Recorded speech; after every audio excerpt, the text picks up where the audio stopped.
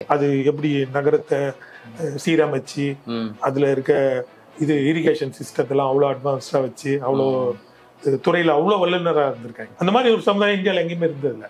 So அதுக்கான எச்சங்கள்லாம் அப்படி தெரியுது. இந்தியாவில் இப்போ கீழடியெல்லாம் கூட எடுத்திருக்காங்க. பழைய நகர சமுதாயத்து சம்மந்தப்பட்டதுனால இது வந்து வேத காலத்து சமுதாயத்துக்கு எந்த கல்ச்சரை தொடர்பும் கிடையாது. மிலிட்ரியே இல்லாத சமுதாயம் எப்படி அவ்வளவு அட்வான்ஸ் ஆச்சு? ஈஜிப்ட் எல்லாம் கூட பாத்தீங்கன்னா மிலிட்ரி ஆயிருக்கு, சுமேரியால மிலிட்ரி இருக்கு. இங்க மிலிட்ரியே இல்லாம இவ்வளவு அட்வான்ஸ்மெண்ட் வந்திருக்கு. சிந்துவெளி காலத்துல அவ்வளவு அர்பனைஸ்டு சிவிலைசேஷன், அட்வான்ஸா இருந்த சிவிலைசேஷன் அது விழுந்தப்புறம், ட்ரேட் எல்லாம் விழுந்தப்புறம் அது பேக் டு பெவிலியன்னு திருப்பி ஃபியூடல் சமுதாயத்துக்கு போயிடுச்சு. ரெண்டு மொழியில இருக்க ஒரு டேப்லெட் கண்டுபிடிச்சிட்டோம்னா அது வந்து அதே தான் டிகிரிப்ஷன். நீங்க வந்து கம்ப்யூட்டர் வச்சு சால்வ் பண்ண வேணாம். அது வந்து எப்படி ஒரு சமத்துவ சமுதாயமா இருந்தே இவ்வளவு உன்னதமா வந்திருக்கு அப்படின்னு கத்துக்க வேண்டியது நிறைய. சைனா மாதிரி நம்மளும் ஒரு முன்னேறிய சமுதாயமா மாறினதான் இன்ட்ரெஸ்ட். ஆனா அதை வந்து தடுக்கிறது பழைய வேத காலமும் பிராமணிசம் இதெல்லாம் தான் தடுக்குது. சரியா? இது வந்து பனியாவுக்கு தெரியும். அதனாலதான் பார்த்தீங்கன்னா பனியாவும் வந்து அரண்சை நண்பர்களுக்கு வணக்கம். அரண்சை ஊடகம் சுயேட்சையாக இயங்குவதற்காகவே உருவாக்கப்பட்டது. நாம் செய்கிற வேலை உண்மையிலேயே மக்களுக்காக செய்கிறோம் என்பதை நீங்கள் நம்பினால், வாய்ப்பு இருந்தால் இந்த ரேசர் பே கியூஆர் கோடுக்குள்ளே நீங்கள் வந்து அதை ஸ்கேன் பண்ணி எங்களுக்கு உங்களால் இயன்றதை விருப்பம் இருந்தால் ஆதரவு தெரிவிக்கலாம். வணக்கம், இது அரண்சை. நான் ஹசீப். இன்று நம்மோடு அரசியல் விமர்சகர் மற்றும் செயல்பாட்டாளர் சுகி வெங்கட் இணைந்திருக்கின்றார். அவரை வரவேற்போம். வணக்கம். சமீபத்தில் சென்னையில் நடைபெற்ற ஒரு விழா, இண்டஸ் வேலி சிவிலைசேஷன், சிந்து சமவெளி நாகரீகம் கண்டறியப்பட்ட 100ஆண்டு விழா. அதில் பேசிய தமிழ்நாடு முதலமைச்சர் மு.க. ஸ்டாலின் அந்த சிந்து சமவெளி நாகரிக காலத்தில் பயன்படுத்தப்பட்ட எழுத்துக்கள், அதை வந்து இதுவரைக்கும் யாராலும் என்ன எழுதியிருக்காங்க அப்படின்றத கண்டுபிடிக்க முடியல. அதை கண்டுபிடிக்கக்கூடிய நபர்கள் இல்லாட்டினா ஒரு அமைப்பு, அதற்கு வந்து $1 மில்லியன் வந்து பரிசு கொடுக்கப்படும் தமிழ்நாடு அரசின் சார்பாக அப்படின்ற ஒரு அறிவிப்பை வெளியிட்டாங்க. இந்த அறிவிப்பு தொடர்பாக உங்களுடைய கருத்து, முதற்கட்ட கருத்து? இந்தியாவும் வந்து ஒரு முதலாளித்துவ சமுதாயமா மாறிட்டு இருக்கு அப்படின்றதுக்கு ஒரு இண்டிகேஷன் இது.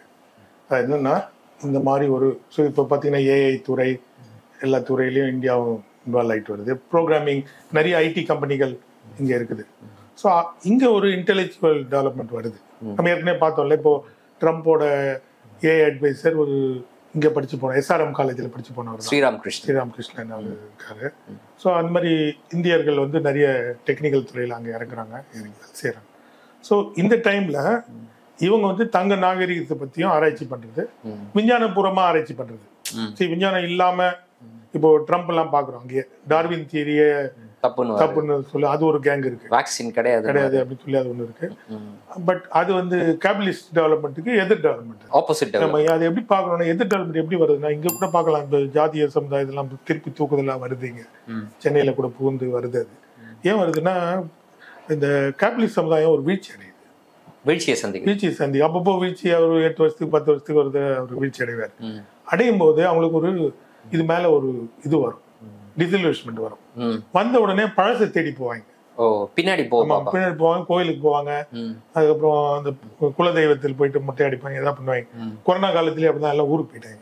சரியா? ஊருக்கு போய் எப்படியா பொழைச்சிக்கலாம், இங்க முடியலன்னு சொல்லி அந்த மாதிரி நடக்கும். ஸோ அப்படி நடக்கும்போது அந்த ஊர்ல வந்து ஒரு பொருளாதாரம் இருக்கு இல்லையா, முதலாளித்துவ பொருள், அது வளரல. இல்லை, ஊர் வந்து பழைய தன்மையிலே இருக்கு. ஸோ நீ பேக் டு பெவிலியன்ற மாதிரி பார்க்கலாம். நீங்கள் எப்படின்னா, சிந்துவெளி காலத்தில் அவ்வளவு அர்பனைஸ்டு சிவிலைசேஷன், அட்வான்ஸாக இருந்த சிவிலைசேஷன் அது விழுந்தப்புறம், ட்ரேட் எல்லாம் விழுந்தப்புறம் அது பேக் டு பெவிலியன்னு திருப்பி ஃபியூடல் சமுதாயத்துக்கு போயிடுச்சு. 4000 வருஷத்துக்கு முன்னாடியே டெவலப்பா இருந்த ஒரு சமுதாயம் வந்து இப்போ அது ஆகும். ஒரு அலை முன்னேற்றம், அலை பின்னேற்றம், இப்படிதான் உலகமே இப்படிதான். ஒரு நிறைய பேர் என்ன புரிஞ்சுக்கிறாங்க, அப்படியே சீரியஸா அந்த ஷேர் மார்க்கெட்ல கிராஃப் குரோ ஆகிற மாதிரி அப்படி சிவிலைசேஷன் போயிட்டு, அப்படி கிடையாது. அது ஒரு அலை தான், இப்படி ஏறும் இறங்கும், இப்படியான டெவலப்மெண்ட் தான். ஸோ அப்படி இருக்கும்போது இங்க ஒரு முதலாளித்துவம் அதிகமா வளர்ந்துட்டு வர்ற தமிழ்நாட்டில், அதுக்கு ஏற்கனவே சொன்ன இல்லை, அந்த காலத்துல திப்பு சுல்தான் அவங்க எல்லாம் வந்து வளர்த்து விட்ட ஒரு இது, ஒரு அளவுக்கு சமமான சமுதாயத்தை உருவாக்குறதுனால அதுக்கு வந்து கொஞ்சம் முதலாளித்துவ கெப்பாசிட்டி அதிகமா இருக்கிறதுனால, சமத்துவம் வரும்போது முதலாளித்துவ கெப்பாசிட்டி அதிகமாகும். ஸோ வரும்போது அந்த கெப்பாசிட்டி மூலமா இது வளர்றதுனால அதனோட இண்டிகேஷன் தான் இப்படி $1 மில்லியன் வந்து, அது கூட பாருங்க டாலர்ல சொல்றாங்க, சரியா? டாலர்ல கொண்டு போய் அது. ஸோ அவங்க வந்து அந்த ஒரு அட்வான்ஸ் இந்த ஏஐ டெவலப்மெண்ட் இதெல்லாம் வரும் இல்லையா, அதெல்லாமையும் இன்வைட் பண்றாங்கன்னு வச்சுங்களேன். நீங்க இதுக்குள்ள வந்து இதை பத்தி ஆராய்ச்சி பண்ணுங்க அப்படின்னு. இது ஒரு நல்ல டெவலப்மெண்ட், கேபிட்டலிஸ்ட் டெவலப்மெண்ட்ல வருது. பட் இந்த டெவலப்மெண்ட்ல இது வந்து ஒரு முக்கியமான ஒரு டெவலப்மெண்ட்டாக இருந்தாலும் இந்த டெவலப்மெண்ட்லேயும் பார்க்கலாம் ஒரு நான் சோஷியலிஸ்ட் கேரக்டர் இருக்கிறதையும் பார்க்கலாம். ஒரு கேபிட்டலிஸ்ட் டெவலப்மெண்ட்னாலே அது ஒரு சோஷியலிஸ்டுக்கு எதிரான ஒரு கேரக்டர் இருக்கும். ஸோ இதை வந்து நான் எப்படி பார்க்குறேன்னா, இப்போ அவங்க ஆராய்ச்சி பண்ண விரும்புகிற இந்த சிந்தோலி சமுதாயம் ஒரு சமத்துவ சோஷியலிஸ்ட் சமுதாயமா தான் இருந்திருக்கு. அப்போ ஏற்றத்தாழ்வு இல்லாத ஒரு சமூகமா அதை வந்து இவங்க குறைந்தபட்சம் ஆமா அது கம்யூனிஸ்ட் என்ன சொல்லுவாங்கன்னா பிரிமிட்டிவ் கம்யூனிசம். ஆமா சரியா? அதனால ப்ராப்பர்ட்டி சிஸ்டம் ஈஜிப்ட் மாதிரி அவ்வளவு பயங்கரமா வளரல. ஓகே. அதாவது சர்ப்ளஸ் ப்ரொடக்ஷன் வந்து பிரான்ஸ் ஏஜ்ன்றதுனால சர்ப்ளஸ் ப்ரொடக்ஷன் அதிகமா இல்ல. ஸோ சர்ப்ளஸ் ப்ரொடக்ஷன் பாத்தீங்கன்னா இந்தியால அசோகர் காலத்துல இரும்பு கண்டுபிடிச்ச அப்புறம் தான் சர்ப்ளஸ் ப்ரொடக்ஷன் வருது. ஓகே. ஸோ இதை கொசாம்பிதா முதல்ல சுட்டு காட்டினார். ஸோ இரும்பு வந்த உடனே கலப்பையை வந்து ஆழமா உழலாம். ஓகே. ஆழமா உழுதிங்கன்னா அந்த எக்யூப்மெண்ட் இல்லாம ரொம்ப லாங் லாஸ்டிங்கா இருக்கிறதுனால ப்ரொடக்ஷன் அதிகமாகும். அதனால ஒரு சாம்ராஜ்யத்தை கட்டி அமைக்க முடியும். ஓகே. உபரியை பயன்படுத்தி ராஜான்னு ஒருத்தர் உருவாவாரு. சோ இரும்போட டெவலப்மெண்ட் தான் நீங்க பார்க்கலாம். ஜெர்மனியோட டெவலப்மெண்ட் கார்ல் மார்க்ஸ் அப்பயே சுட்டு காட்டுவாரு. அது வந்து இரும்போட டெவலப்மெண்ட். அதனால தான் பாத்தீங்கன்னா ஜெர்மனிலேயே ரொம்ப அவங்களுக்கு பிடிச்ச பேர் வந்து ஸ்டீல். ஓகே. சோ ஒருத்தருக்கு பேர் வைக்கிறதுனா ஸ்டீல் இருப்பாங்க. சரியா? அண்ட் ஸ்டாலின்னாலும் இந்த மொழியில அவங்க மொழியில இரும்பு தான் அர்த்தம். Man of steel. ஸோ ஸ்டீல்ன்றது அவ்வளோ. ஏன்னா இந்தியாலையும் பார்த்தீங்கன்னா நேரு காலத்தில் இந்தியா டெவலப்மெண்ட் ஆகும்போது டாடா மூலமா அதுக்கப்புறம் இந்தியன் ஸ்டீல் கார்பரேஷன் இதெல்லாம் உருவாக்கி ஸ்டீல் டெவலப்மெண்ட்டை ஒரு முக்கியமாக உருவாக்குனாங்க. ஸோ ஒரு இப்போ நம்ம மொத்த பில்டிங் எல்லாத்தையுமே பார்த்தீங்கன்னா மொத்த ஒரு சிவிலைசேஷனே இப்போ உருவாக்கு நகரம்லாம் பார்த்தீங்கன்னா அதனோட பேசிஸே பார்த்தீங்கன்னா எலும்பு கூட வந்து ஸ்டீலாக தான் இருக்கும். ஸோ ஸ்டீல் உற்பத்தி மூலமா வந்தது. அந்த டெவலப்மெண்ட் இதுல கிடையாது, இண்டஸ் வேலியில கிடையாது. ஆனாலும் அது சர்ப்ளஸ் அதிகமா இல்லைன்றதுனால ஒரு சமத்துவ சமுதாயமா இருந்தாலும் அதனோட வளர்ச்சி சிவிலைசேஷனோட இது பாத்தீங்கன்னா அதனோட என்ன சொல்றது ஒரு சபிஸ்டிகேஷன் பாத்தீங்கன்னா அது வந்து ரொம்ப அருமையா இருக்கு. அது எப்படி நகரத்தை சீரமைச்சு அதுல இருக்க இது இரிகேஷன் சிஸ்டத்தெல்லாம் அவ்வளோ அட்வான்ஸ்டா வச்சு அவ்வளோ துறையில அவ்வளவு வல்லுநராக இருந்திருக்காங்க. பாசன வசதி, கழிவுநீர் வசதி, அந்த தொழில் உற்பத்தியை பாத்தீங்கன்னா தராசு இருந்துச்சு.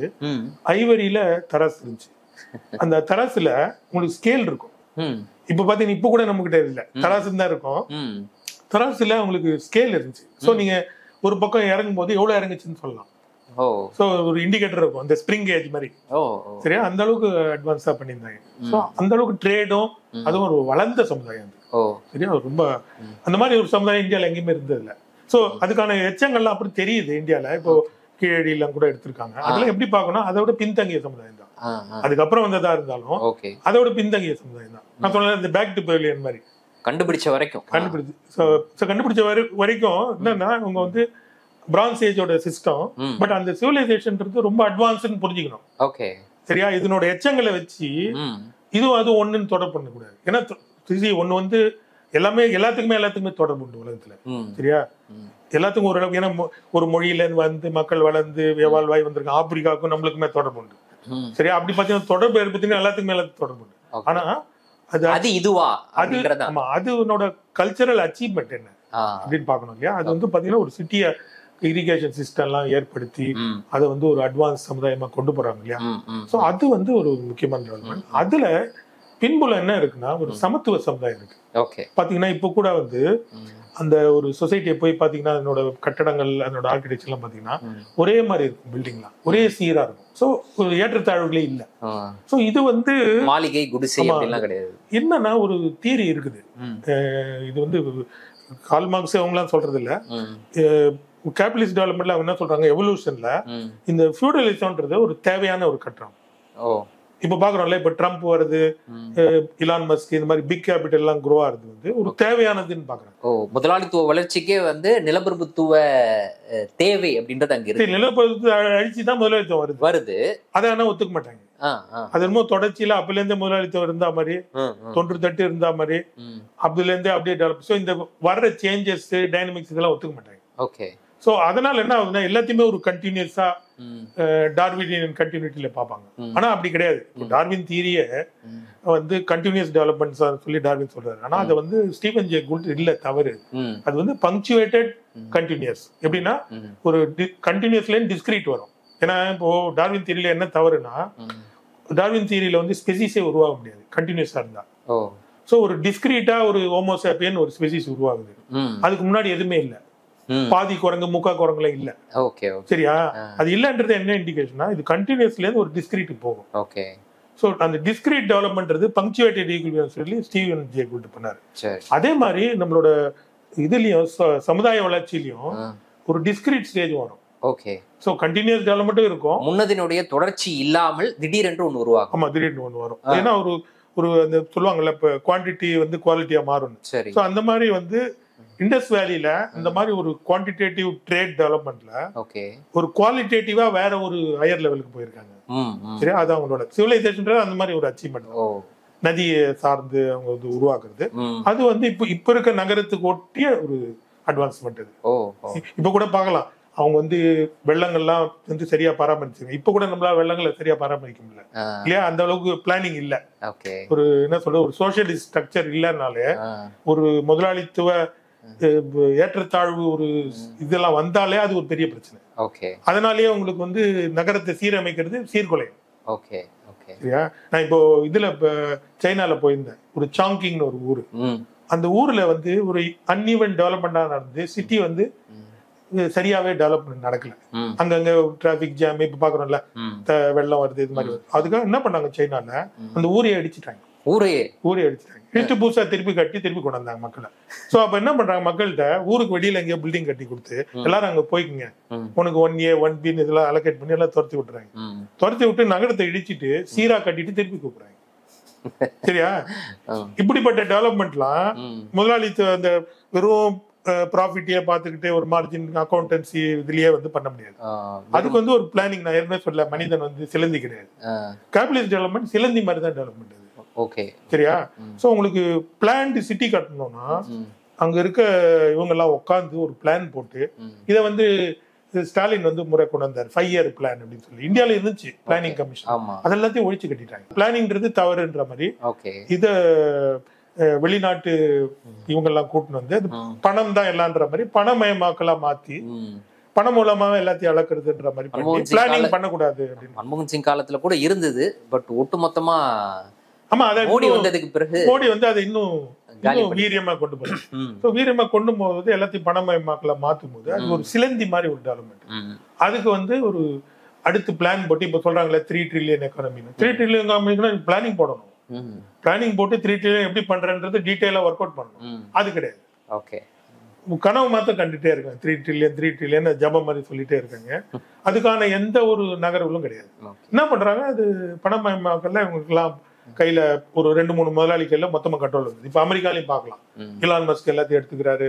ஒரு 3-4 கம்பெனி கிட்ட எல்லா டெவலப்மெண்ட் வருது, ஏஐன்றாங்க, என்னமோ கொண்டு போறாங்க. இது ஃபுல்லாவே பாத்தீங்கன்னா ஒரு பிளான்டு டெவலப்மெண்ட் இல்லை. ஏன்னா இப்ப ஏஐன்னு சொல்லி அமெரிக்கா டெவலப் பண்றாங்க அமெரிக்கால. ஆனா இன்டெலால ஒன்னும் பண்ண துப்பு இல்ல. என்விடியா தான் அங்க பண்ணிட்டு இருக்கான். சோ என்விடியாவோட ஜிபி வச்சுதான் ஓடுது. அவன் வந்து சைனால அவனை தடை பண்ண உடனே அவன் உடனே வந்து சிப்பு ப்ரொடியூஸ் பண்றான். இந்த கெப்பாசிட்டி இருக்கு, இவங்களுக்கு அது இல்ல. சோ இதுல இருந்து பார்க்கலாம், அந்த முதலாளித்துவ வந்து இதுல இருந்து இப்போ இண்டஸ் வேலி மாதிரி ஒரு சமுதாயத்தை என்கிரிப்ட் டீக்ரிப்ட் பண்ணி அதை புரிஞ்சுக்கல. என்ன அட்வான்டேஜ்னா, அது வந்து எப்படி ஒரு சமத்துவ சமுதாயமா இருந்தே இவ்வளவு உன்னதமா வந்திருக்கு அப்படின்னு கத்துக்க வேண்டியது நிறைய இருக்கு. அந்த மர்மம் தான் அதுல இருக்கு. ஆமா, அந்த சமுதாயம் எப்படி 4000 வருஷத்துக்கு முன்னாடி எல்லோருக்கும் எல்லாமும் அப்படின்ற மாதிரியான ஒரு சமூகமாக இருந்தது அப்படின்றத தெரிந்து கொள்வதற்கு அது பயன்படும். சோ இப்போ நீங்க சொல்றது வந்து புரிஞ்சுக்கக்கூடிய விஷயம், நான் புரிஞ்சுக்கக்கூடிய விஷயம். 4000 வருஷத்துக்கு முன்னாடி அப்படியான ஒரு நகர கட்டமைப்போடு மக்களுக்கு எல்லாமும் கிடைக்கக்கூடிய ஒரு சமூகமாக அப்படி எப்படி அவங்க உருவாங்கினாங்க அப்படின்றதோடைய தொடர்ச்சியாக இப்போது இருக்கக்கூடிய சமூகத்தை மாற்றுவதற்கான வேலைகளை செய்வது முதன்மையான ஒன்று. அவங்க தான் நாங்க அப்படின்றத உறுதிப்படுத்துவதற்கு அதிகமாக செலவிடுவதில்லைன்னா அதற்காக அதிகமாக உழைப்பை செலுத்துவது அப்படின்றது 2ஆம் பட்சம் அப்படின்னு சொல்றீங்களா? ஆமாம், அதான் என்ன சொல்லுவேன்னா, அப்படியே நீ டீக்ரிப்ட் பண்ணாலும் அந்த சமுதாயம் எப்படி இருக்குன்னு தான் தெரிஞ்சுக்க போறீங்க. தெரிஞ்சுக்கிட்டீங்கன்னா அதை வந்து நீ டைரக்டா கூட தெரிஞ்சுக்கலாம். அந்த ஸ்கிரிப்டை டிகிரி பண்ணணும்னு அவசியம் இல்லை. சரியா? எப்படி கட்டமைச்சிருக்காங்க, அங்க எப்படி இதெல்லாம் உருவாக்கி இருக்காங்க, அந்த உருவாக்கங்கள், இன்ஜினியரிங் டெவலப்மெண்ட்லாம் என்ன, சோ அதெல்லாம் நம்ம புரிஞ்சுக்கிட்டாலே நம்ம முன்னேறலாம். அண்ட் இந்த மாதிரி ஒரு சமத்துவ அவங்க என்ன சொல்றாங்க, சமத்துவ சமுதாயத்தால இதால அச்சீவ் பண்ண முடியாது. அது வந்து ஒரு லோ ப்ரொடக்டிவ் சிஸ்டம் தான் சோசியலிஸ்ட் சமுதாயம் அப்படின்னு இப்ப சொல்லிட்டு இருக்காங்க. இப்பயும் சொல்றாங்க. என்னன்னா, ஒரு வீரியமான, நம்ம ஏற்கனவே சொன்னோம்ல, இப்போ இவர் வந்து சாட் ஜிபிடில அந்த சமுதாய கண்ட்ரோல் எல்லாம் கொண்டு வரணும்னா, நம்ம ஏற்கனவே பார்த்தோம்ல, நிறைய பேர் விக்டிம் ஆகுறாங்க அதெல்லாம். சோ அந்த சமுதாய கண்ட்ரோல்லே இல்லாம போனா இவங்க வந்து இன்னும் வீரியமா டெவலப் ஆகும். அது உண்மை கிடையாது. நம்ம ஏற்கனவே சொல்லல, கார் வந்து ஸ்பீடா போனோம்னா சீட் பெல்ட் தேவை, சரியா, பிரேக்கு தேவை, எல்லாமே தேவை. அப்பதான் அதை சீரா கொண்டு போக முடியும். இல்லைன்னா அது கையாட்டிக்கா என்னமோ டெவலப்மெண்ட் வரும், அப்புறம் எதையும் கண்ட்ரோல் பண்ண முடியாது. அப்படி இவங்க சீர்குலைஞ்ச ஒரு டெவலப்மெண்ட்டை ஒரு அட்வான்ஸ்மெண்ட்டா பாக்குறாங்க, சரியா. ஸோ அதுக்கு வந்து இது கேள்வி கேட்குது. ஸோ இப்போ இண்டஸ் வேலியில இதை ரிசர்ச் பண்ணி இதை கண்டுபிடிச்சாங்கன்னா, இதெல்லாம் வந்து புரிஞ்சுக்கிட்டாங்கன்னா இன்னும் உங்களுக்கு யூஸ்ஃபுல்லா இருக்கும், சரியா. ஸோ இது வந்து பழைய நகர சமுதாயத்து சம்மந்தப்பட்டதுனால இது வந்து வேத காலத்து சமுதாயத்துக்கு எந்த கல்ச்சர் தொடர்பும் கிடையாது, தொடர்பும் கிடையாது. ஏன்னா அது ஒரு நகர டெவலப்மெண்ட். எதுலேருந்து மூலம்னு பார்த்துட்டு எதுலேருந்து அது வந்துச்சு அப்படின்னு பாக்குறது முக்கியம் கிடையாது. இது வந்து இதனோட மூலம் அதனோட மூலம் இருந்தாலும் ஏதோ ஒரு இதுல மூலம் தான் இருந்திருக்கும். ஆனா அது உருவாகின சமுதாயத்தோட கேரக்டரிஸ்டிக் என்ன அப்படின்னு பாத்தீங்கன்னா, அது வந்து ஒரு நகர சமுதாயம், ஒரு சிவிலைசேஷன். அதுக்கான ஒரு நேர்த்தியை எப்படி அவங்க அச்சீவ் பண்ணாங்க. அப்படிப்பட்ட ஒரு மிலிட்டரி கெப்பாசிட்டியே இல்லாத சமுதாயம், மிலிட்டரியே இல்லாத சமுதாயம் எப்படி அவ்வளவு அட்வான்ஸ் ஆச்சு? இது வந்து அவங்களுக்கு ரொம்ப ஆச்சரியமா இருக்கு. ஏன்னா இப்போ ஈஜிப்ட் எல்லாம் கூட பாத்தீங்கன்னா மிலிட்டரி ஆயிருக்கு, சுமேரியால மிலிட்டரி இருக்கு, இங்க மிலிட்டரியே இல்லாம இவ்வளவு அட்வான்ஸ்மெண்ட் வந்திருக்கு. இதை வந்து ரொம்ப ஆச்சரியமா பாக்குறாங்க. ஈஜிப்ட்லாம் நீங்க சொல்றது வந்து ஒரு ஏற்றத்தாழ்வான அடிமை சமுதாயம் வந்துருச்சு. அது நான் சொன்னேன், அது இன்னும் ப்ரொடக்ஷன் அதிகமான உடனே, சர்ப்ளஸ் அதிகமான உடனே, சர்ப்ளஸ் திருடுறதுக்கு ஒரு எம்பையர் வரும்ல, அசோகன் எம்பையர் மாதிரி வருது இல்லையா, வந்து எல்லாரையும் கொலை பண்ணி பெரிய மர்டர் எல்லாம் பண்ணி, ஆனா பௌத்தம்னு சொல்லுவாங்க, அமைதி அப்படின்னாங்க, மயான அமைதி அது, சரியா. அப்படி ஒண்ணு உருவாக்கி அந்த மூலமா கண்ட்ரோல் கொண்டு வந்து உபரிய கைப்பற்றி அப்படி பண்றாங்க, சரியா. அதுதான் வந்து ஒரு எம்பையர். அதுக்கான டெவலப்மெண்டே இல்லாம ஒரு பெரிய அட்வான்ஸ் சொசைட்டியா எஸ்டாப்ளிஷ் பண்ணிருக்காங்க. அது ஒரு பெரிய அதிசயம் தான். பெரிய அதிசயம். இங்க இருந்து அது எக்ஸ்டென்ட் பாத்தீங்கன்னா ஆப்கானிஸ்தான்ல ஆரம்பிச்சு அப்படியே குஜராத் எல்லாம் தாண்டி மகாராஷ்டிரா எல்லாம் அப்படியே கீழடி போல வந்துரும் போல இருக்கு, சரியா. அவ்வளவு பெரிய சிவிலைசேஷன் அது, சரியா. சோ அவ்வளவு பெரிய ஒரு நகர வளர்ச்சி இருந்திருக்கு, சரியா. அது எக்ஸ்டர்னல் த்ரெட் எல்லாம் அவங்க எப்படி ஹேண்டில் பண்ணாங்க, ஆர்மி இல்லாம. சோ அது நான் தான் சொல்ல வரல, அதெல்லாம் தான் கத்துக்கொள்ள வேண்டிய விஷயம். இப்ப உலகம் கத்துக்க வேண்டிய விஷயம். இதெல்லாம் எல்லாமே பண்ண முடியும். இதெல்லாம் எல்லாமே பண்ண முடியும்ன்றது சைனா ஆல்ரெடி ஒரு உதாரணம். எப்படின்னா, சைனா மிலிட்டரி டெவலப்மெண்ட்டே பண்ணல ரஷ்யா மாதிரி, சரியா. இன்னும் கூட வந்து அமெரிக்கா ரஷ்யா மாதிரி அவங்க இன்வெஸ்ட்மெண்ட் மிலிட்டரியில பண்ணல, புத்திசாலியா தான், பெரிய அளவுக்கு பண்ணல, புத்திசாலியா பண்ணல. இவங்க ஈக்குவலா பண்ணலன்றீங்க. ஆமா, ஈக்குவலா அமெரிக்காவுக்கு இப்போ வந்து பிரிட்டனுக்கு ஈக்குவலா இல்ல, இப்போ வந்து அந்த தன்மை எல்லாம் வந்துட்டு இருக்கு. முன்ன பண்ணல. சோ பண்ணாதனால அத பெனிஃபிட்டா அனுபவிக்கிறாங்க. ஏன்னா மிலிட்டரி இன்வெஸ்ட்மெண்ட் ஒரு டெட் இன்வெஸ்ட்மெண்ட். இப்பயே கூட ஸ்டீவன் கோட்கின் வந்து பேசியிருக்காரு, பேசும்போது ரஷ்யாவை பத்தி பேசியிருக்காரு. ரஷ்யா இப்படிதான் மிலிட்டரி இன்வெஸ்ட்மெண்ட் எல்லாம் பண்ணி ஆப்கானிஸ்தான்ல விழுந்துச்சு, அதே மாதிரி திருப்பி விழுன்ற மாதிரி அவர் சொல்றாரு, சரியா. அது அமெரிக்காவும் பொருந்தும். அவர் வந்து ரஷ்யாவை மாத்திரம் சொல்றாரு, தனக்கு பொருந்துன்றதை அவர் எடுத்துக்க மாட்டேன்றாரு. சோ மிலிட்டரி இன்வெஸ்ட்மெண்ட் அவ்வளவு அபரிமா பண்ணா ரோமன் எம்பையர் எப்படி விழுந்து போச்சோ அதே மாதிரி விழும். அண்ட் இந்த ட்ரேட் எல்லாம் பாத்தீங்கன்னா பழைய ட்ரேடு, கீழடி ட்ரேடு, எல்லா ட்ரேடும் வந்து ரோமன் எம்பையரோட லிங்க்டு. சோ ரோமன் எம்பையர் தான் இன்வெஸ்டர். இப்ப எப்படி அமெரிக்கா இந்தியால இன்வெஸ்ட் பண்ணது இல்லையா, அது மாதிரி இப்போ கீழடியில பாத்தீங்கன்னா ரோமன் காயின்லாம் அவங்க பிரிண்ட் பண்ணிருக்காங்க. சோ எப்படி டாலர் இங்க பிரிண்ட் பண்ணி கொடுக்குற மாதிரி, சரியா. சோ அந்த மாதிரி அவங்க அந்த ஒரு எம்பையருக்கு ஒரு சப்போர்ட் எல்லாம் இருந்திருக்காங்க, சப்போர்ட்டிங் சிஸ்டமா இருந்திருக்கு. ஸோ பட் பீஸ்ஃபுல்லா ஒரு ட்ரேடோட போயிட்டு இருக்கு. அந்த குளோபல் ட்ரேட்ல தான் அது டெவலப் ஆயிருக்கு. ஸோ இங்க கூட பாத்தீங்கன்னா இண்டஸ் வேலியா எல்லாருமே தனிமைப்படுத்தி பார்ப்பாங்க, அப்படி கிடையாது. இண்டஸ் வேலின்றது சுமேரியா, இது மற்ற கூட இருக்க ட்ரேடு, அதெல்லாம் கம்பைன் பண்ணி தான் இண்டஸ் வேலி. ஸோ அதெல்லாம் எடுத்துட்டீங்கன்னா இண்டஸ் வேலி விழுந்துடும். முழுமையா புரிஞ்சுக்கணும், முழுமையா புரிஞ்சுக்கணும். ஏன்னா அந்த ட்ரேடு மூலமா தான் அது அவ்வளவு பெருசா வளருது. ஸோ அங்க வந்து போர்களும் வந்ததுனால அந்த போர்களால இது விழுந்து போச்சு. அந்த வணிக தொடர்பு போகுது. ஏன்னா அவங்க வந்து எப்ப பார்த்தாலும் யுத்தம் போறாங்க, போகும்போது நிறைய சீரழிவு இருக்கும். சோ இப்ப எப்படி அமெரிக்கன் பொருளாதாரம் விழுந்துன்னா இந்தியன் பொருளாதாரம் ஐடியும் விழுந்துடும் இல்லையா. சோ ஒரு நம்ம பாத்தீங்கன்னா ஒரு அட்வான்ஸா இப்ப ஐடி, ஜாவா, C++ தான் போயிட்டே இருப்போம். திடீர்னு அங்க ட்ரம்ப் எல்லாம் வந்து மொத்தமே சீரழிச்சிட்டான்னு வச்சுங்க, அப்போ டப்புன்னு நம்ம இங்க விழுந்துருவோம். சோ அப்போ நம்ம என்ன சொல்ல, திருப்பி விவசாயம் பண்ண வேண்டியிருக்கும், ஏதாவது பண்ண வேண்டியிருக்கும். ட்ரம்ப் பனாமா கனால் வேணும், கிரீன்லாண்ட் வேணும்னு போற ஸ்டார்ட் பண்ணார்னா நம்மளும் உழுந்துட வேண்டியதா? இல்ல, அவரு வந்து பழைய தன்மையில போய் இந்த புதிய உலகத்தை கேப்சர் பண்ணிடலான்னு பாக்குறாரு. பண்ணிட்டு நீங்க சொல்ற மாதிரி அடிமை சமுதாயம், நீங்க சொன்னீங்கல்ல இந்த ஸ்லேவ்ல திருப்பி கொண்டு வரணும் எல்லாம் பேசுறாரு இல்லையா. சோ அப்படிதான் போகும் அது. சோ அப்படி போகும்போது அது ஒன்றும் மாநில சமுதாயத்துக்கு போக முடியாது. அது ஒரு பழைய தன்மையில ஒரு ஃபியூடல் சமுதாயத்தை திருப்பி உருவாக்குறாங்க. கேபிட்டலிஸ்ட்ல இருந்து ரிவர்ஸ் பண்ண பாக்குறாங்க. அது சரியா? ஸோ இப்படிப்பட்ட ஒரு முயற்சியில தான் அது போயிட்டு இருக்கு. போகும்போது இது ஒரு மாடர்ன் டெவலப்மெண்ட்டுக்கு எதிராக தான் இருக்கும். ஸோ மாடர்ன் டெவலப்மெண்ட் அப்போ பிரிக்ஸ் இவங்க தான் பண்ணணும். இப்போ அவங்க விட்டுட்டாங்கன்னா இது பேட்டன் மாதிரி, பாசிங் மாதிரி. ஸோ ஒரு சமுதாயத்துக்குன்னு வளரும், அப்புறம் அது விழுந்துரும். இப்போ ரோமே பாக்குறோம், ரோம் கிரீஸ்லாம் இப்போ என்ன பெரிய சமுதாயமா? அது ஒண்ணும் கிடையாது, ஒண்ணுமே இல்லை. ரொம்ப ஏழையான நாடு கிரீஸ். அது வந்து பிக்ஸ்ன்னு சொல்லுவாங்க யூரோப்ல. போர்ச்சுகல், இட்டாலி, கிரீஸ், ஸ்பெயின் இது மூணுத்தையும் பன்னிகள்னு சொல்லுவாங்க. அதாவது ஜெர்மன்ஸ் இந்த அட்வான்ஸ் நாடுகள்லாம் இருக்கு. எதுக்கு அப்படி சொல்றாங்கன்னா இவங்களால நம்ம வளர்ச்சி வந்து குன்றி போகுது அப்படின்னு சொல்லுவாங்க. யூரோப்பியன் யூனியனோட வளர்ச்சி குன்றி போனா இவங்கெல்லாம் வந்து லோ ப்ரொடக்டிவ், இவங்கெல்லாம் சோம்பேறி ஜனங்கன்ற மாதிரி அப்படி பேசுவாங்க. சரியா? யூரோப்ல ஆனா இவங்கெல்லாம் ஒரு காலத்துல மிகப்பெரிய சாம்ராஜ்யம், ஒரு காலத்துல பெரிய சாம்ராஜ்யம். மொத்த யூரோப்பிய ஆண்ட ரோம். ஆமா, சரியா? சோ அப்படி இருந்தது. சோ அதான் சொல்றேன், ஒன்னு ஏறும், அப்புறம் விழுந்துரும், அதுக்கப்புறம் இன்னொன்னு வளரும். சோ இப்படிதான் வந்து உலகத்தோட டெவலப்மெண்ட். சோ அடுத்து இப்போ பிரிக்ஸ் உலகம் வீரியமா வளர்ந்துட்டு வருது. சோ அந்த ஒட்டி இப்போ இண்டஸ் வேலி சிவிலைசேஷன் எல்லாமும் அவங்களுக்கு ஒரு கான்பிடன்ஸை கொடுக்கும். ஓகே. இந்தியா போன்ற நாடுகளுக்கு, நாங்க வந்து வளரக்கூடிய நாடுகள், புராண காலத்திலேயே நாங்க பெரிய ஆளாக அப்படி இருந்தோம் அப்படின்ட்டு. பட் என்ன முக்கியம்னா புராண காலம் பெருமையை பேசுறது மாத்திரம் முக்கியம் இல்லை, அவங்க பண்ண அச்சீவ்மெண்ட்டையும் நம்ம பண்ணணும். ஏன்னா வெறும் பெருமையை பேசி என்ன ஆகுது? இப்ப நீங்க சொல்றீங்க நீண்ட காலமாக நாம் வந்து சிந்து சமவெளி நாகரிகத்திடமிருந்து கற்றுக்கொள்ள வேண்டிய விஷயம் இருக்கு, அதை இப்போ நவீன காலத்துல அப்ளை பண்ண வேண்டிய தேவை இருக்கு, அதற்காகவாவது அந்த எழுத்துக்களை படிக்க வேண்டிய தேவை இருக்கு. அந்த வகையில் முதலமைச்சர் அறிவித்திருக்கக்கூடிய விஷயம் வரவேற்கக்கூடிய விஷயம். ஓகே, இது ஒண்ணு.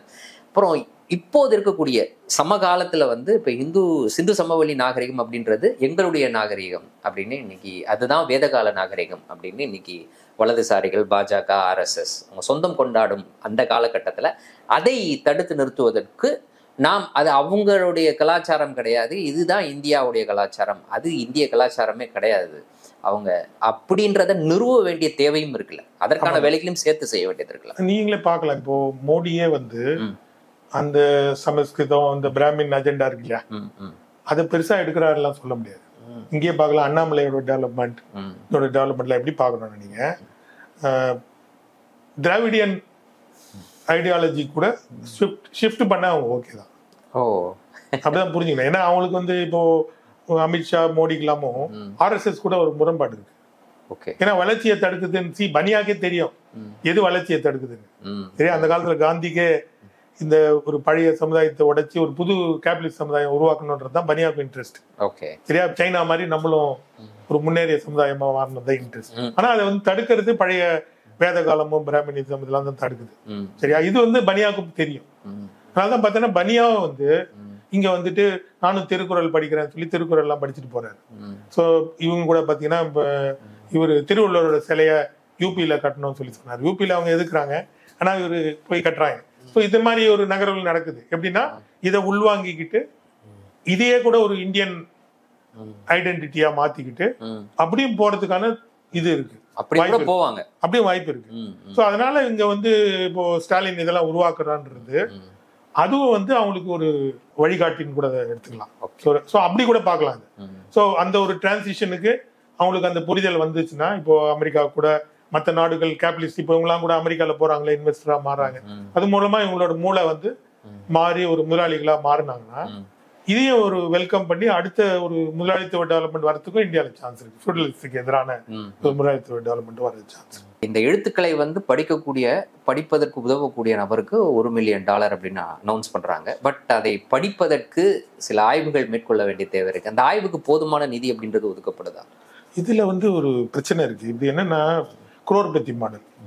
எப்படின்னா நீங்க இப்போ ஒருத்தர் வந்து அதை கண்டுபிடிக்க போறாரு, யாரும் தெரியாதது ஜாக்பாட் மாதிரி அவர் அடிச்சிட்டாருன்னா அவருக்கு 83 கோடியும் கொடுத்துருவாங்க, மற்றவங்களுக்கு எல்லாம் 0. ஸோ இது வந்து எனக்கு தெரிஞ்சு ஒரு ஃபெயில்டு சிஸ்டம். ஸோ இந்த பார்க்குற மேத்தமெட்டிக்ஸ்லயும் நிறைய இது வந்து கிளே இன்ஸ்டிடியூட் அப்படின்னு ஒரு இன்ஸ்டியூட் இருக்கு. அது வந்து நிறைய மேத்தமெட்டிக்கல் ப்ராப்ளத்துக்கு 1 மில்லியன் கொடுக்குது. ஃபார் எக்ஸாம்பிள் NP ஆட் ப்ராப்ளம்னு ஒன்று இருக்கு. சரியா? இந்த NP = P அப்படின்றது அதை பத்தி கூட நான் இதுல பேசினேன், இந்த ரேடியோ ஜெனரல் பேசுனேன். ஓகே. ஸோ அந்த ப்ராப்ளத்தை சால்வ் பண்ணீங்கன்னா 1 மில்லியன் தராங்க. அதே மாதிரி பாயிங்கரே கன்ஜெக்சர் அப்படின்னு கன்ஜெக்சர் இருக்கு, அதுக்கும் $1 மில்லியன் தராங்க. ஸோ அந்த பாயிங்கரே கன்ஜெக்சரை ஒரு கிரெகரி பெர்ல்மன் ஒரு ரஷ்யன் வந்து சால்வ் பண்ணிட்டாரு. அவரு வந்து அமெரிக்கால அதெல்லாம் பிரசன்ட் பண்ணாரு, உலகமே தெரியும் அவர் சால்வ் பண்ணாரு. இன்னும் வரலாம் ஒரு பைசாவை வாங்கிக்கல. அவர் என்ன சொல்றாரு, எனக்கு டைம் இல்லை அப்படின்னு சொல்லிட்டு அவர் போயிட்டாரு. சரி, அப்பப்போ கூப்பிடுறாங்க, இன்வைட் பண்றாங்க. சென்னையில கூட நாங்க இது மரியம் ராம் வந்து அவங்க மேத்தமெட்டிக்ஸ் இது பண்றாங்க, அதுல கூட கூப்பிடுறதுக்கு பார்த்தாங்க. அவர் வந்து நான் ஒர்க் பண்ண அதை முடிச்சிட்டாங்க, இப்ப என்ன பெரியது அப்படின்னு சொல்றப்ப அதை பத்தி பேச விரும்பல அவரு. சரியா, அந்த மாதிரி எளிமையான ஆளா இருக்காரு. சோ நான் என்ன சொல்ல வரேன்னா, இந்த பணத்துக்கு அதுக்கும் ஒரு சம்மந்தம் இல்லை. ஸோ அந்த $1 million அந்த ப்ராப்ளத்தை சால்வ் பண்ணல. அவருக்கு ஃபண்டு யாரு கொடுத்ததுன்னா, அவர் பாத்தீங்கன்னா மாஸ்கோல மேத்தமெட்டிக்கல் சொசைட்டில மெம்பரா இருந்தாரு. அங்க அவரோட ஆக்டிவிட்டியை பார்த்துட்டு அவங்க மெம்பர்ஷிப்ல இருந்து தூக்கிட்டாங்க மாஸ்கோல. அவரை ஃபண்டு பண்ணதே அவங்க அம்மா தான். அம்மாவோட காசுல தான் அவர் இதெல்லாம் ரிசர்ச் எல்லாம் பண்ணாரு. அமெரிக்கால வந்து லெக்சர் எல்லாம் கொடுப்பாரு. கொடுத்துட்டு சார் அந்த ஃபீல்ட்ஸ் மெடல் எப்போ வாங்கிக்க போறீங்கன்னா, அது பார்க்கலாம், டைம் இருந்தா அப்புறம் பாக்குறேன்னு சொல்லிட்டு போயிடுறாரு. சரியா? சோ நான் என்ன சொல்றேன்னா, ரியல் சயின்டிஸ்ட் இப்படிதான் இருப்பாங்க. ஓகே, ரியல் கண்டுபிடிப்புகளும் இப்படிதான் இருக்கும். அது பணத்தால ஓடுறது $1 million ஓட மாட்டாது. அதனால ஓடாது, இப்படி பண்ணவும் முடியாது. சரியா? பட் என்ன பண்ணணும்னா, அப்படி தெரிஞ்சது. இப்போ இது ஜெஃப்ரி இன்டன் பத்தி பேசணும். ஜெஃப்ரி இன்டன் வந்து இந்த ஏஐ எல்லாம் கண்டுபிடிக்க போறாரு, மிஷின் லேர்னிங் எல்லாம் கண்டுபிடிக்க அப்படிலாம் தெரியாது கனடால. கனடா கவர்மெண்ட் என்ன பண்ணுதுன்னா, இவர் புத்தாலியா இருக்காரு, இவர் என்னென்னமோ பண்றாரு, இவர் மேல நம்ம இன்வெஸ்ட் பண்ணுவோம் சொல்லி காசு கொடுத்தாங்க. அவரு இதை ப்ரொடியூஸ் பண்ணாரு. அதை பிளான் பண்ணி ஏற்கனவே இவர் அதை கண்டுபிடிக்கணும்னு சொல்லி அவரை, நீ இதை கண்டுபிடிச்சினாதான் உனக்கு காசு, இல்லைன்னா காசு கிடையாது அப்படிலாம் சொல்லல. சோ நல்ல திறமையான ஆட்கள் இருக்காங்க, அவங்க மேல இன்வெஸ்ட் பண்ணலாம் சொல்லி ரிசர்ச்சுக்கு இன்வெஸ்ட் பண்ணணும். அதே மாதிரி இப்போ இண்டஸ் வேலியில ரிசர்ச் பண்ற நல்ல திறமையான ஆளா இருக்காங்க, பல பேர் இருக்காங்க. அவங்கள ஃபண்ட் பண்ணா போதும். அது வந்து நாட் ஒன்லி ஃபார் டீகிரிப்ஷன். இவங்க வந்து ஒரே டாபிக் வச்சு டீகிரிப்ஷன் எழுதணும் போடுறாங்க. இண்டஸ் வேலியை பத்தி ஆராய்ச்சி பண்ணுங்க, நிறைய புது கண்டுபிடிங்க. இங்கேயே கூட கேடி இந்த மாதிரி நிறைய ஏரியா இருக்கு. சோ அது ஆராய்ச்சி ஆர்கியாலஜில சப்போர்ட். இது பாத்தீங்கன்னா ஜஸ்ட் டீகிரிப்ஷன்ற ஒரு டாபிக் கிடையாது. அந்த ஆர்கியாலஜி துறையில போய் மண்ணில் வேலை செஞ்சு மண்ணில் நோண்டி எடுக்கிறவங்க நிறைய பேர் இருக்காங்க. அவங்க எல்லாம் யாரும் கூட நமக்கு தெரியாது பாவம். சரியா? அது வந்து டெலிகேட் துறை. இப்போ எவ்வளவு நம்ம வந்து டீகிரிப்டிங் கம்ப்யூட்டர் இதுக்கு வந்து இப்போ ஏன்றத இந்த மூளை இழப்பு வந்து பெரிய இம்பார்ட்டன்ஸ் கொடுக்கணும். ஆனா வந்து ஆர்கியாலஜில போய் அதை பிரஷ்ஷை எடுத்து உடல் உழைப்பு, அது இல்ல உடல் மாத்தல, அது வந்து ஒரு நுட்பமான தொழில். நான் வந்து இதுல கல்கட்டால ஒருத்தர் இருந்தார். அவர் வந்து இந்த டைனோசார் காலத்து இதெல்லாம் வந்து அரியலூர்ல இருக்கு. சோ என் மகனுக்கு வந்து அதை கத்துக்கணும்னு ஆசை. சோ மகனை கூட்டி போய் அவர் கத்து கொடுத்தார். ஃபீல்ட்ல போயிட்டு நம்ம ஒரு கல்லை பார்ப்போம், இது வந்து கல்லா இல்ல மரத்தோட ஃபாசிலா அப்படின்றது சாதாரணம் கிடையாது கண்டுபிடிக்கிறது. அவருக்கு தான் தெரியும் அந்த நுட்பமா இதெல்லாம். அதெல்லாம் வந்து சொல்லி கொடுத்தாரு ஃபீல்ட்ல அரியலூர்ல. அங்க ஏதோ ஆடு மேய்ச்சிட்டு இருக்காங்க, ஏதோ ஒரு இடம் இருக்கு, அங்க போறாரு. சார் இது வந்து இது மரத்தோட ஃபாசில், இது வந்து டைனோசாரோட ஃபாசில்னு சொல்றாரு, ஒரு எலும்புன்றாரு. சரியா? சோ அவர் கரெக்டா நம்ம பாக்குற நமக்கு ஏதோ கல்ல நினைச்சிட்டு இருக்கோம். சரியா? சோ அந்த ஒரு நுட்பமான தொழில் இருக்கு ஆர்கியாலஜின்ற தொழில். அதுதான் மெயின். ஓகே, இப்போ டீகிரிப்ட் பண்ணணும்னாலே இவரு பாலகிருஷ்ணன் இருக்காருல்ல, அவரே சொல்றாரு. என்ன சொல்றாருன்னா, ஒரு இன்னும் தோண்டி எடுத்து 2 மொழியில இருக்க ஒரு டேப்லெட் கண்டுபிடிச்சிட்டோம்னா அது வந்து அதே தான் டீகிரிப்ஷன். நீங்க வந்து கம்ப்யூட்டர் வச்சு சால்வ் எல்லாம் பண்ண வேணாம். சோ 2 மொழி டேப்லெட் தோண்டி எடுக்கும்போது எங்க கிடைச்சிச்சுன்னா களத்துக்கு போகணும். களத்துக்கு போய் அந்த மாதிரி ஒரு இது பொருள் எடுத்தோம்னா அதுக்கு ஃபண்ட் வேணும். சோ அதுக்கு டீகிரிப்ஷன்ன்றது அதுல வரதுதான் அதோட அவுட்புட். சோ இந்த இதுல இன்வெஸ்ட் பண்ணீங்கன்னா அதுல வரும். நான் சொல்லல, வரப்பு உயர நெல் உயரம்ன்ற மாதிரி. சோ அதை பண்ணணும். அதுதான் வந்து இந்த broad socialist kind of development. அது இல்லாம இவங்க வந்து அந்த அதாவது மரத்து மேல இருக்க பழத்தை மாத்திரம் என்ஜாய் பண்ணணுமா, மரத்துக்கு வேருக்கு வந்து உரம் போட மாட்டாங்க. சரியா? சோ இது வந்து பெரிய முதலாளித்தோட சிந்தனையில வர பிரச்சனை இது. அதாவது சிந்து சமவெளி நாகரிகம் நமக்கு கற்றுக் கொடுக்கக்கூடிய விஷயத்திற்கே எதிரானது. ஆமா, சரி, ஓகே. இன்றைய தினம் எங்களோடு இணைந்து பல்வேறு தகவல்களையும் கருத்துக்களையும் பகிர்ந்து கொண்டமைக்கு நன்றி. மீண்டும் ஒரு நேர்காணலில் சந்திப்போம். நன்றி நண்பர்களே.